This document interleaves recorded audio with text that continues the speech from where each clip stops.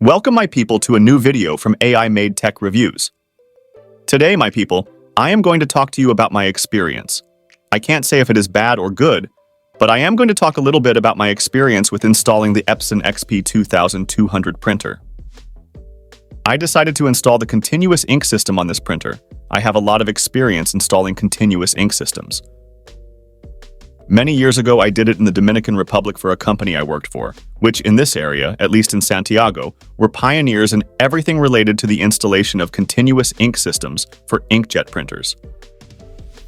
So when I left there, I did it in my house in the Dominican Republic, my maternal home, and then I did it when I came here to France, and I did it without problems.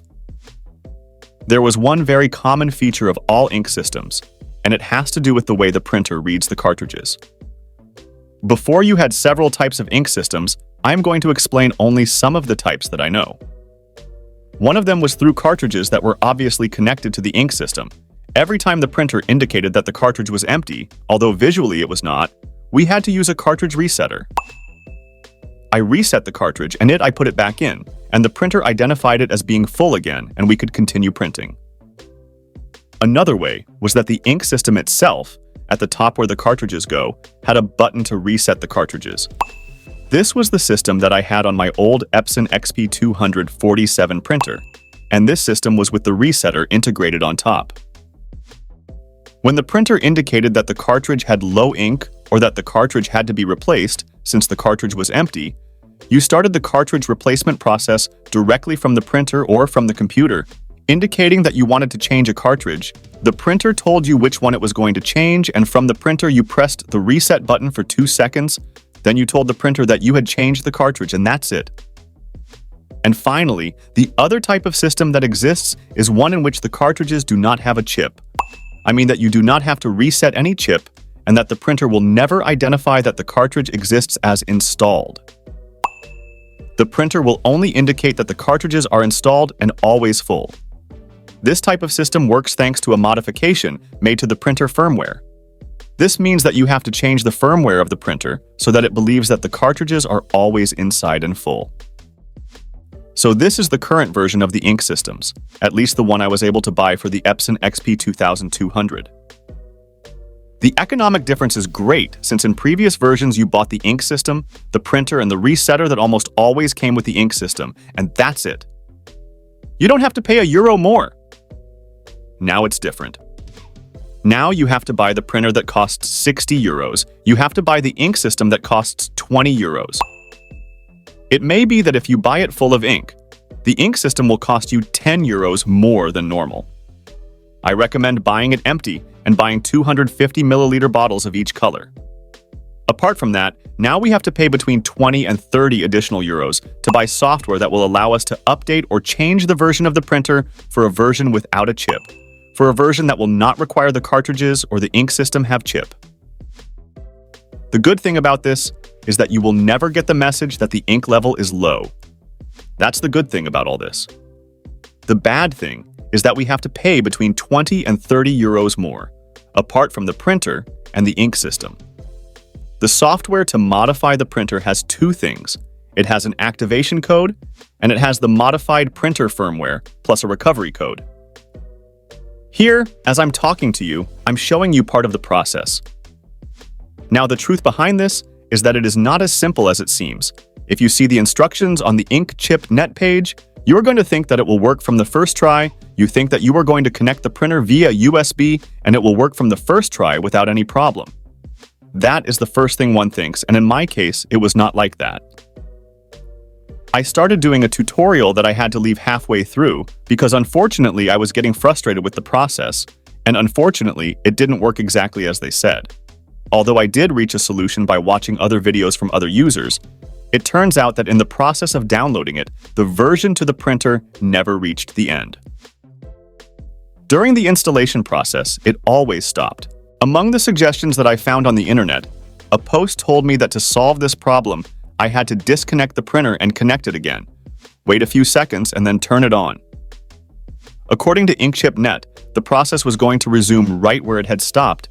You just had to go back and the process was going to reach 100%, and that's how it finally worked. It turns out that I did it once, twice, It didn't work, and magically, the third time I did it, it did work. I realized it worked when I connected to the printer and saw that the printer cartridges looked indeed 100% full, even though I had not yet installed the ink system. I still had the original cartridges, but I knew that they were not 100%, and the printer still showed it to me at 100%, which indicated to me that the firmware change was successful. It is important to know that we should never update the printer after doing this process. It is also important to know that you lose the printer's warranty when you do that, unless you can later restore the software to the original firmware, and it is also important to know that it is good to do this process when the continuous ink system is already installed. I tell you this because if you install the new firmware without the ink system pre-installed, this can mistakenly send air to the heads and send air to the printing system and cause other types of printing errors. It didn't happen to me, I read it there, but hey, you already know. So in this video, I showed you briefly how I installed this ink system that does not have a chip. You will see that the cartridges do not have a chip, and that the printer says all the time that the cartridges are 100% in each of the ink colors. Well, my people, I am going to show you here part of the operation of the printer. This is the system that I bought.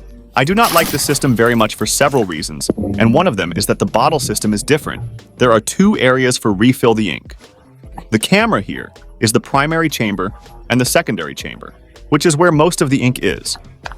I don't like this system because chamber 1 is supposed to initialize the ink loading to the printer, and the rest is what feeds chamber 1. Well, I don't like this system like that, but well, the other part of this system that I don't like is that it didn't come with a way to protect the movement of the cartridges inside.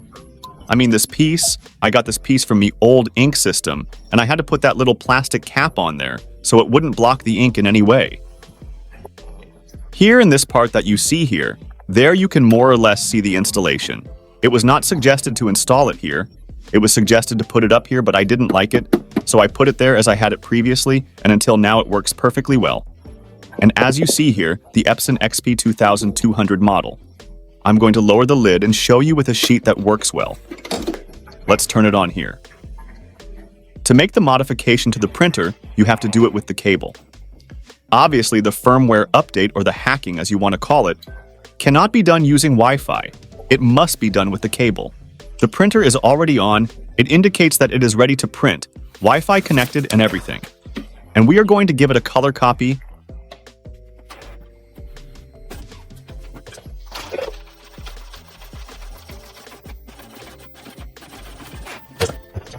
I printed this with this printer and this copy, obviously. You saw that it just came out now. So it works perfectly. Within the things of this printer, not of this printer, because here we are basically talking about the system. The thing is that the system has the hack. It allows it to be chewing gum. That means that the printer will always mark that the ink is full.